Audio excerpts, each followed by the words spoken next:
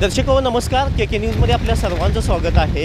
आज 25 जुलैच्या सकाळच्या वेळेला राधानगरी धरण पाणलोट क्षेत्रामध्ये बघायला गेलं तर पावसाचा जोर वाढलेला आहे। पावसाचा जोर वाढल्यामुळे राधानगरीच्या 7 स्वयंचलित दरवाजे हे कोणत्याही क्षणी उघडू शकतात असे या प्रशासनाने सांगितलेले आहे। तरी इथल्या भोगावती नदीकाठच्या लोकांनाही तसे सतर्क राहण्याचे आव्हान इथल्या प्रशासनाने केलेले आहे।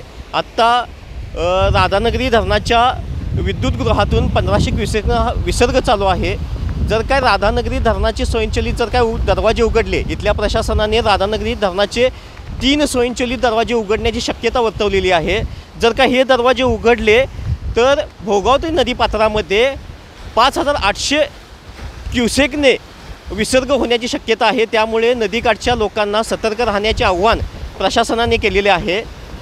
तरी आम्ही ही वेळोवेळी राधानगरी धरणाच्या अपडेट आम्ही तुम्हाला देतच आहोत। तरी नदीकाठच्या लोकांनी सतर्क राहावा, कारण राधानगरीच्या 7 स्वयंचलित दरवाजापैकी 3 स्वयंचलित दरवाजे उघडण्याची शक्यता येथील पाटबंधारे विभागाने दर्शवलेली आहे। तरी सर्वांनी काळजी घ्या। आम्ही राधानगरी धरणाचे वेळोवेळी अपडेट तुम्हाला देतच राहू। कुणीही अफवावरती विश्वास ठेवू नका। कॅमेरामन स्वप्नील कांबळेसह मी मिलिंद कांबळे।